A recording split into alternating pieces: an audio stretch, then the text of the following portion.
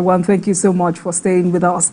In a few days, President Bola Tinubu will be celebrating his first anniversary as the 16th president of Nigeria.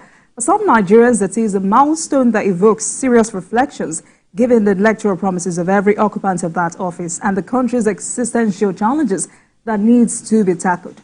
With an 80-page policy document that highlights an 8-point agenda, top on his priority list of action plans was national security, economy, agriculture, power, oil and gas, transportation, and education. Tonight, let's focus on the impact on economy in the last 1 year. Joining me for this discussion is a friend of the House, Dr. Muda Yusuf, CEO, Center for the Promotion of Private Enterprise. Dr. Yusuf, good evening to you, sir. Thank you for good evening, Jumoke. Yeah, and welcome to Politics Tonight. Thank you.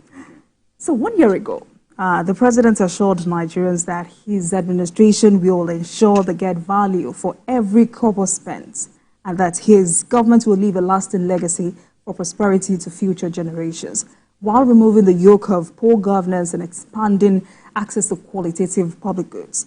Is the president on the right track to fulfilling these promises? Yes, I believe the president is on the right track.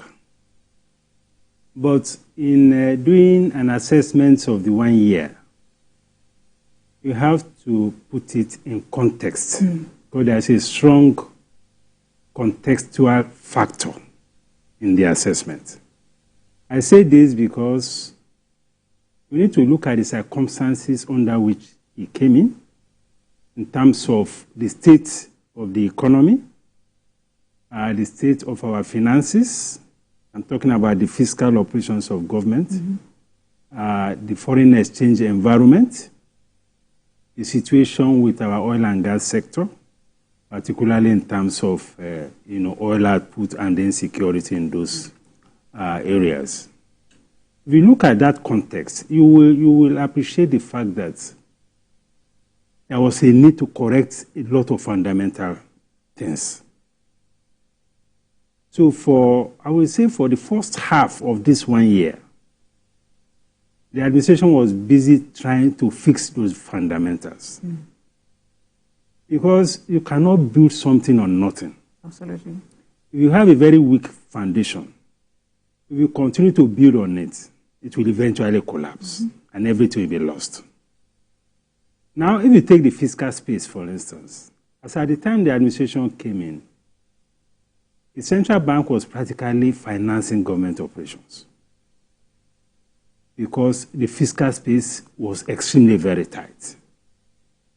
Many of the state governments were struggling to pay salaries and to pay pensions and all of that. The ways and means financing, which we call financing of government operations by the CBN, rose to an all-time high of close to 30 trillion naira. And that kind of financing had its own implications for the macroeconomic environment, both for inflation, for deficit, for exchange rate, and so on and so forth. So that was a major issue, the state of finance. That needs to be checked. That needs to be dealt with fundamentally. Then we had the challenge with our foreign exchange environment. The foreign exchange environment is very critical to the economy because it is critical to trade. They are talking about trade around equipment, around raw materials, around finished goods. It's extremely very critical. It was also in a very bad shape because we saw a situation where the reserves were massively depleted.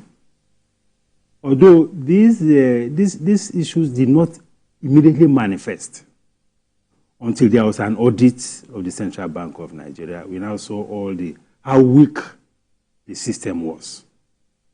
We saw a lot of forward commitments on our foreign reserves.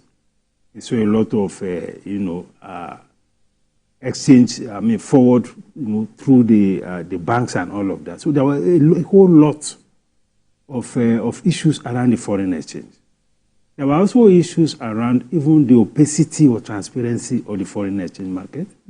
There's a lot of transparency issues. We were having issues with our international trade commitments.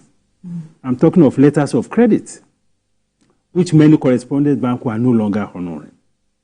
We had a huge backlog of mature obligations with the CBN for the first 6 months or more was trying to clear.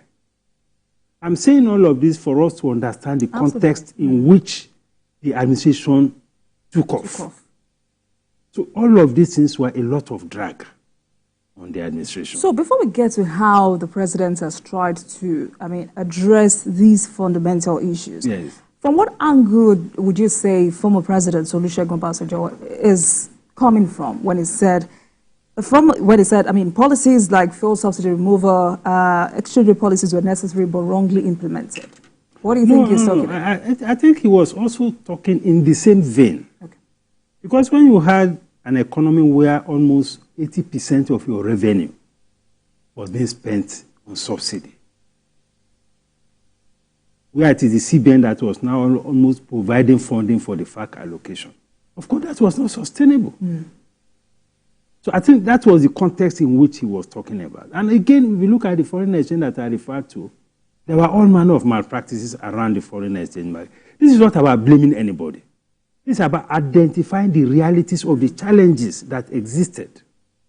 So when President Obasanjo was saying that they were right policies, of course I agree with him.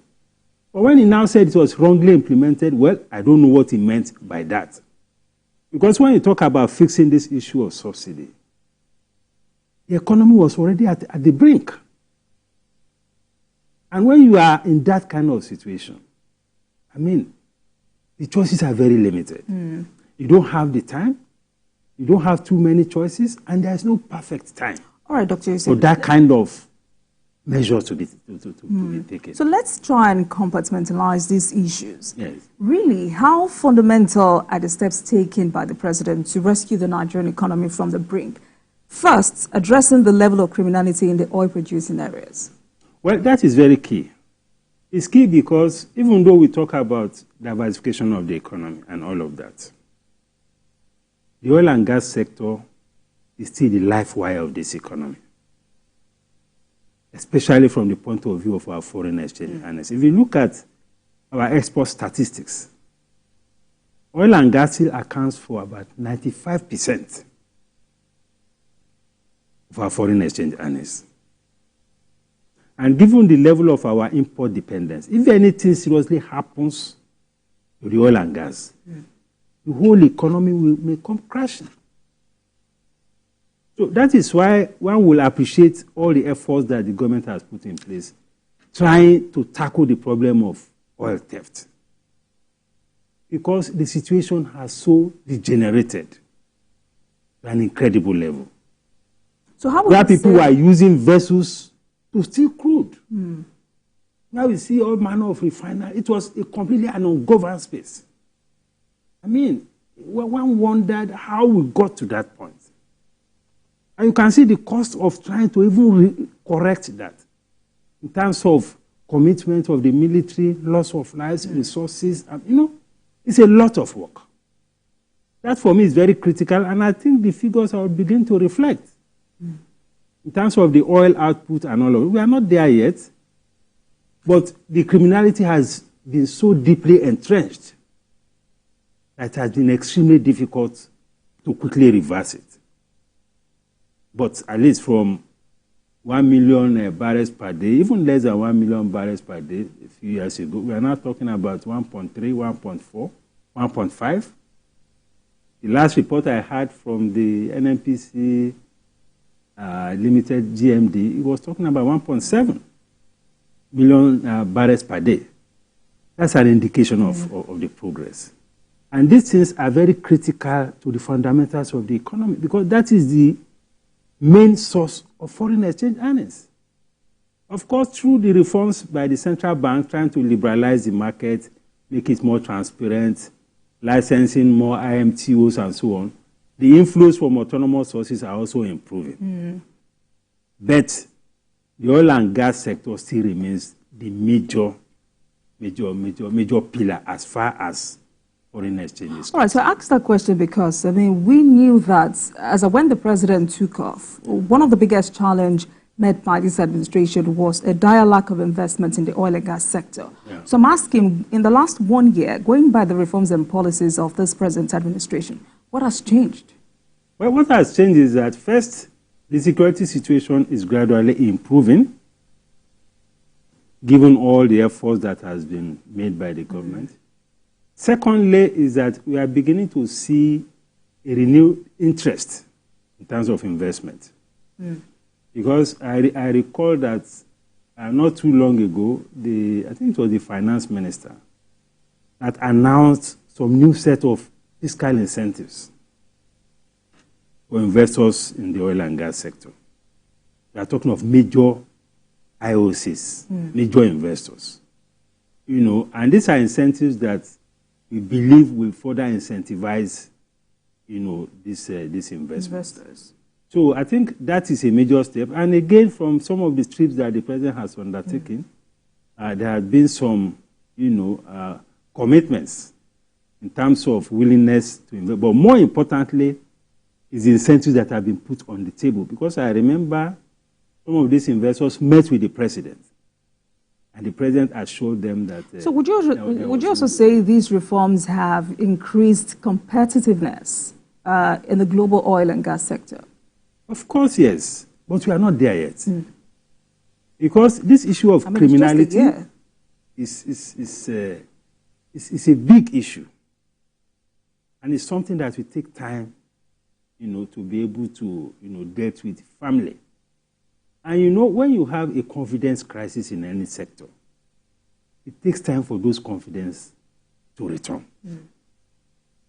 So it is a gradual process.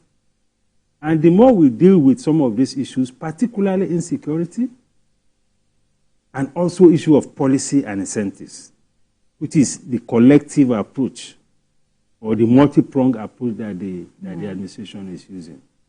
So with that, our competitiveness level will increase. Right. But again, there's a challenge because we're in an era where we are talking now about decarbonization. So to even attract investors into this fossil fuel sector has become even more challenging. So that is why it is important, and I think that is why the president is also taking steps to roll out a lot more incentives for this oil and gas sector investors. All right, Dr. Yusuf, so how do you also evaluate this administration's efforts to correct the distortions in the foreign exchange markets? Well, I think we have made very significant progress as far as that is concerned. Again, it's a major work. It's a heavy lifting that needs to be done there. Because we are all witnesses to the shocks that those reforms has brought upon us in terms of the cost of goods and services, in terms of the foreign exchange losses that were suffered by companies, in terms of the cost of importation of raw materials, and all of these things translated to high inflation. There's no doubt about that. But just as the president said severally, that if there were other ways to deal with these issues that will inflict less pain on the citizens, he will have opted for it. But again, the choices are very limited. So what we have seen under the current administration of the central bank, first, we have seen much better transparency in the management of the foreign exchange market. It wasn't as opaque as it used to be. We have seen less corruption, because at the time when we had a huge premium between the official exchange rate and the parallel market exchange rate, there's a lot of corruption. There's a lot of round tripping. All of that has practically disappeared because the gap has significantly narrowed. And players in the market have a lot more confidence now in the market because it is essentially market-driven. But there's a flip side. And the flip side is that we are still dealing with a lot of volatilities in the market, which is also not particularly good for investment. But I believe it is work in progress. It's a corrective kind of reform. but we need to move quickly to stabilize the market. I'm not talking about the exchange rate per se now. I'm talking about stability in the market so that investors can plan, so that the level of uncertainty in the economy will reduce, so that the level of investment risk will also reduce, because uncertainty creates a lot of risk in terms of investment. So that needs to be done. And in any case, this is not an issue that the central bank alone can deal with. You need fiscal support. Just as I said, if you're able to make progress, a lot more progress with oil production, it will help the central bank in stabilizing the market. If you're able to make a lot more progress in import substitution, that's reducing our dependence on imports. It will help the central bank to stabilize the market. Just as we are beginning to see now with respect to our energy products, I'm talking of petroleum products. Right now, we are no longer importing diesel. I'm sure we are no longer importing aviation fuel. And Alhaji Dangote has assured us that by June, hopefully, we stop the importation of petrol. So if you're able to take that pressure off the foreign exchange market, it's going to have a remarkable impact on the market. Because when we are dealing with foreign exchange rate is a price determined by the supply and demand. So the supply will come more from the oil and gas and from exports. Moderating demand will come from import substitution, so that we are not importing too many things. The import bill of petroleum products is almost 1/3 of our import bill, 1/3 of our foreign exchange. So if we give all the necessary support to all these initiatives about domestic refining of petroleum products, we are talking about removing 1/3 of the pressure from the market. And you can imagine the impact that will have. All right. Dr. Yusuf, let's go back to the shocks as a result of the removal of fuel subsidies. But when you now hear President Bola Tinubu say the removal of fuel subsidies has led to significant savings and increased government revenue, and he has also stressed the benefits this savings has brought to the nation's finances. He's talking about funding various social and economic support groups.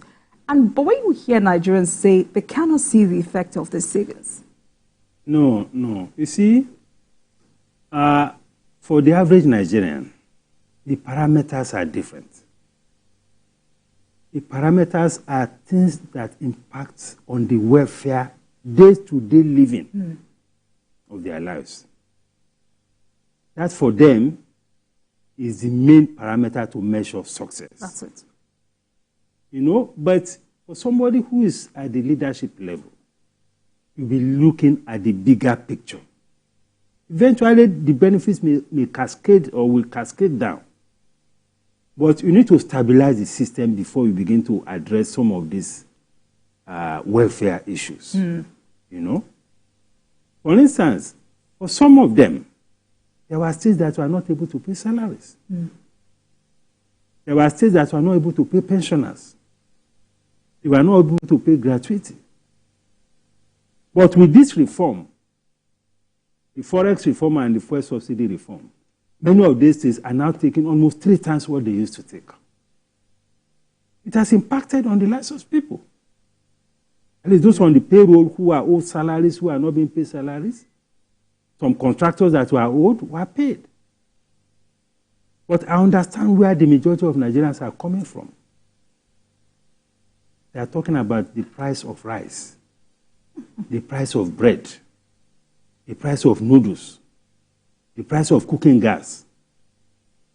These are the basic things that the average Nigerians are worried about. And therefore, it is going to this second year, the administration needs to prioritize those things. We need to come up with a Marshall Plan to deal with the issue of cost of living.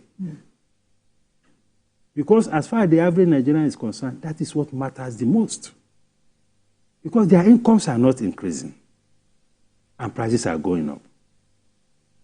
Yes, some of these variables may not be immediately, may not be something we can deal with, but I believe that if the administration sits with the critical stakeholders For instance, in agriculture, in food processing. If the president sits them down and says, well, we need to bring down the cost of food. What do I need to do for you? I'm sure people will take up the challenge. They are talking of bread. The president can sit down with the flour millers. But that is the starting point. And luckily, there are not so many. We have a rather monopolistic structure in that space. So engagement should be easy. If they want some other incentives, the government can give it to them. I want the price of bread to come down. All right. I want the price of noodles to come down. Absolutely. So still talking about high cost of living, high cost of food prices in the market, because we saw how this administration tried to address that. Talk about declaration of the state of emergency on food security, release of fertilizers and grains, plans for the creation of National Commodity Board. Would you say these directives, in one way or another, cost some respite? No, it's not significant. I must be frank too. It's not significant because we are dealing with a population of 200 million people. This is not a problem that palliatives can deal with. How many people will you give palliatives to? Conditional or unconditional cash transfers? Well, I mean, in terms of materiality, it cannot go far. It is part of the solution. I'm not diminishing it. But we need something that is much more systemic. What should that be? That is why I was talking about engaging critical stakeholders in the production of these items. What do I need to do? What kind of government support do you need to be able to produce more and supply the market? If the market receives double the supply, the prices will crash. You know? So short-term, immediate something, yes, the palliatives maybe can go somewhere. But we need something that is much more systemic. And that is engaging critical stakeholders and deploying a lot more incentives from the fiscal side. It could be tariffs. It could be taxes. It could be whatever concessions there, because these are investors that will listen to government, that can share the pains of the government. But I want this to happen. Those are the government is at least engaging with Alhaji Dangote and all of that around the issue of fuel. If you want something to happen around fuel, it can happen. Because we are dealing now not just with pure economics, we are dealing with political economy, where there has to be government intervention to deal with some social issues. That, for me, I think is a strategy. So because we're talking about agriculture and food security, how do state governors come in here? I mean, earlier you talked about how more allocation is being given to state governors at this point. I mean, how then do state governors come in at this point? If we're talking about producing more. The state governments are very critical to agriculture. In fact, they have bigger role to play in agriculture than the federal government. First, they are the owners of the land. The land belongs to the state. The states have custody of the land. And you need land for agriculture. That is one. Secondly, the states are closer to the farmers and to all the operators in the agricultural sector. So they have a whole lot of role to play as far as agriculture is concerned. And that is why it is important for them. Yes, they have more allocations. Some of them are building bridges, building all sorts of things. But they should address this primary concern of how to support productivity at the very basic level, especially of agriculture. And different geographical locations have different endowments in terms of agriculture. What you can do in the Niger Delta is different from what you can do in the North Central, is different from what you can grow in the Northeast or the Northwest.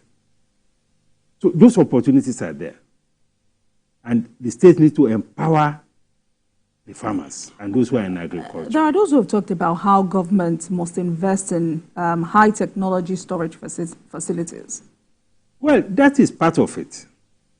Because if you are talking about agriculture, you don't talk about agriculture just at the primary level of agriculture.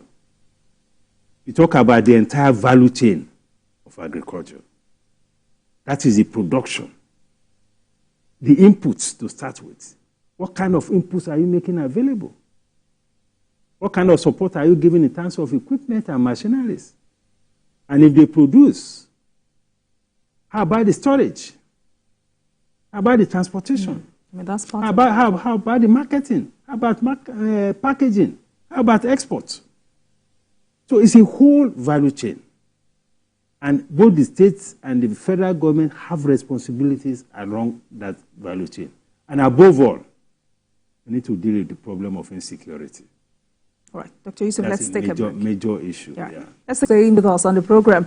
And I've been speaking with Dr. Muda Yusuf, CEO, Center for the Promotion of Private Enterprise. Tonight we're focused on President Bola Tinubu's impact on the economy in the last 1 year. Dr. Yusuf, thanks so much for staying with us on Politics Tonight. Let's move on to CBN's monetary policy. The CBN has increased the benchmark interest rate again. What's the impact of this? How significant is this? Well, the CBN's mandate is price stability. And the CBN can only use the tools that it has. But unfortunately, we are dealing with an inflation situation that has so many drivers. And many of the factors driving inflation are not within the control of the Central Bank of Nigeria. So the CBN keeps deploying its own tools in a rather aggressive manner, to see how to tame inflation. I'm not too confident that much has been achieved with those tools. I'm talking about this monetary policy tightening. If anything, I think it's hurting the economy even more. How? Now, it is investors that borrow money from the banks. And given the level of interest rates now, I don't see how any investor can borrow money at the current rate and make any tangible return out of it. You think this is counterproductive? Because we are talking about interest rate of about 30%. In some instances, 35%. As an investor, what do you want to invest in to give you a return of 30% in this economy? Which sector? Not even trading. Not to talk of manufacturing. Not to talk of agriculture. Not to talk of mining. Not to talk of real estate. You can't use that kind of fund to do anything and make something concrete of it. But it's a trade-off, because that's the nature of economic policies. For every policy, there is a cost. So this is the cost of this policy. But my worry is that I'm not sure the policy is actually achieving much in terms of bringing down prices. So if it's not achieving much, why then do you think CBN continues to adjust? No, that is the only tools it has. That is the only tools. And that is why we have been, at least a lot of us have been talking about addressing those structural issues that affect prices. If, for instance, we get proper support, maybe fiscal support, for those who are in the petroleum refining sector, to bring down the cost of PMS, cost of diesel, cost of aviation fuel, it will impact prices. If you have some measures to deal with issues of maybe transportation, and we have maybe more access to vehicles, and interest rates now import duty now to import a vehicle and all of that, it's so high. You can see how rickety all those commuter buses are. CBN has just recently hiked the exchange rate for cargo clearance. The exchange rate for cargo clearance is another big issue. Is that necessary? It's absolutely unnecessary. Because it's like you are bombarding businesses from two angles, two ends.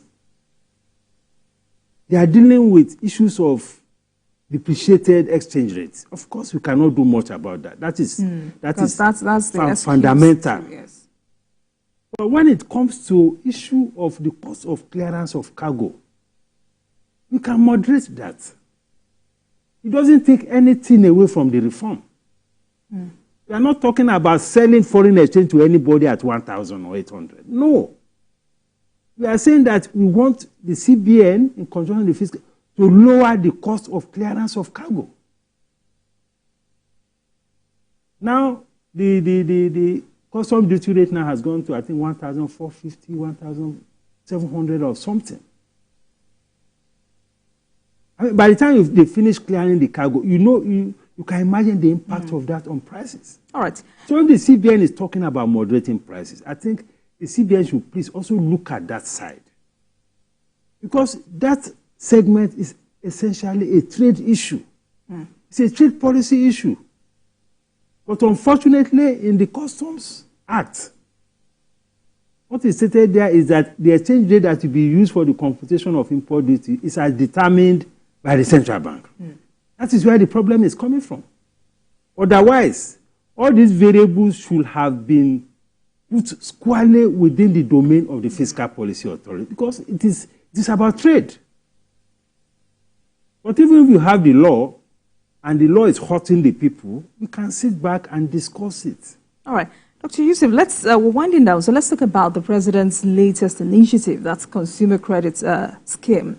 Now, given the state of the economy, how timely do you consider this initiative in revamping or in its effort to revamp the nation's economy?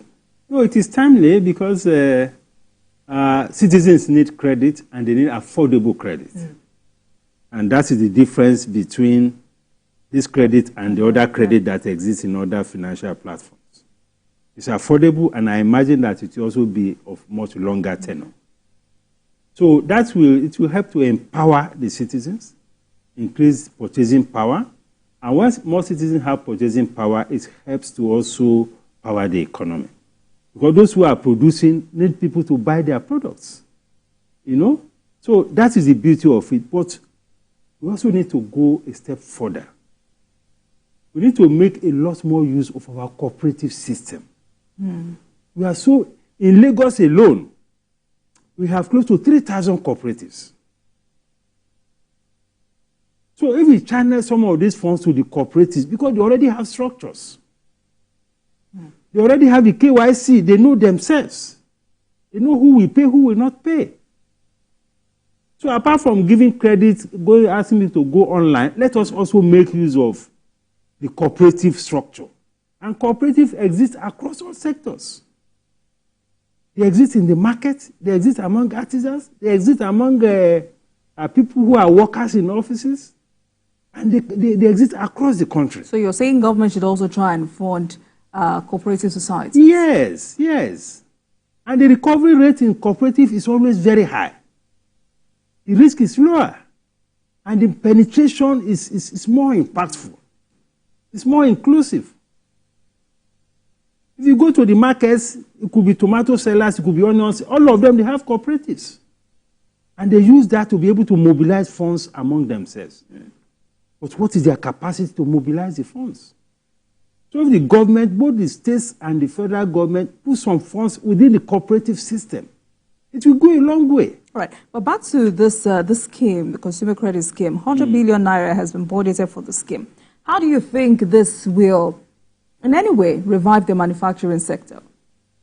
No, did you say 100 million or 100 billion? 100 billion. Well, the impact it will have is on purchasing power.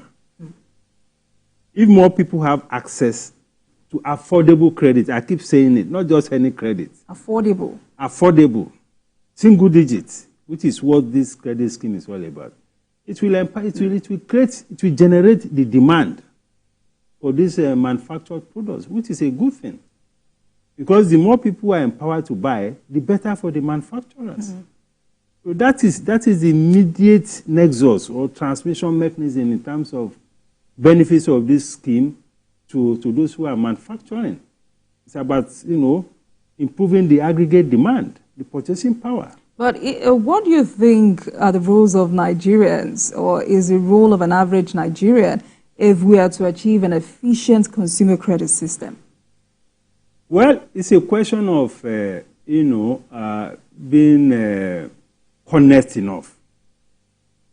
Because one of the challenges that even some banks have with this consumer credit is the high rate of default. Ability to pay back. People take the money, some deliberately just run away, you can't find them. So that is why it is important that the framework has to have a very sound, robust risk management framework. So that we don't have the kind of stories we are having with the Anchor Borrowers Program. We are almost 70% or 80% of the monies were not paid back. So the framework, I think, is what is most important. We cannot rely too much on the morality of people to behave well. What is important in financial matters is to have your framework to protect the fund. And I imagine that those who are packaging it have that framework. And that is why I think they are starting with the ministries and all of that, people who are salary earners. If anything goes wrong, can grab their salaries. And that's why I was also suggesting that they can also go through the channel of cooperatives. That will also help. Because the cooperatives structure is such that the KYC is also very robust, themselves. And this thing will trickle down properly. But those who are people who understand credit and credit management should be able to come up with a framework to ensure the safety of the funds, because the funds is meant to be revolving, so to minimize the rate of default and the rate of losses. I think that is important. All right. So with how battered many stakeholders and economists have said the economy was when the president assumed office, how strategic do you think the president needs to be if he is to, make any magic in the next 4 years, or in the next 3 years, rather? Well, he has already started on the right footing. But what I will say is that, there's no policy that is perfect. So as we progress with even the reforms, we need to stop occasionally to do a proper appraisal of it, to understand it and look at what needs to be done better. I think that is very important, because there is nothing that is perfect. Is there anything wrong in reversing any policy? There is nothing wrong. The president has done it several times. And the president has even admitted that he's not a superwoman. It's not perfect. If there's any mistakes, he listens. From what you can see, the president listens. Absolutely. If there's any serious critique of a policy and there's a superior argument, the president has a way of reversing himself. And that's a hallmark of humility and good leadership. So there's nothing wrong at all. But what I'm saying is that nothing should be cast in stone. As we progress, we should review it, in the light of our own realities. And we should also not adopt any template 100%. I'm talking of World Bank template, IMF template. We should not take it entirely and swallow it like that. We should situate it within our own context. Political context, social context, and even cultural context. I think that is very important. All right. And we should engage stakeholders to get feedback from what we are doing. Each of the ministers should be engaging their stakeholders regularly. So finally, before I let you go, what other areas do you think the president needs to focus on in reviving the economy of this country? Well, there is really nothing much to add to what he's doing. He's already addressing the fundamental issues. But what I think we also need to do a lot more, but this may be medium to long term, is to see how we can reduce the dependence of our manufacturing sector on imports. Because we have a manufacturing that is heavily dependent on imports, and that will require some heavy lifting in terms of investment in what we call the heavy industries. The paper industry, pulp and paper industry, the iron and steel, the petrochemicals, the aluminum smelter industries. These industries are heavy. They are the ones that are supposed to be providing raw materials. to all these other lighter industries so that we become an economy that is a lot more resilient. Our vulnerability to external shocks will reduce to the extent that we can reduce our import dependence. Although that may be medium to long term, but we should have an eye on that and also have the supporting infrastructure, particularly power. You cannot leave power entirely to the private sector. That's correct. Yeah.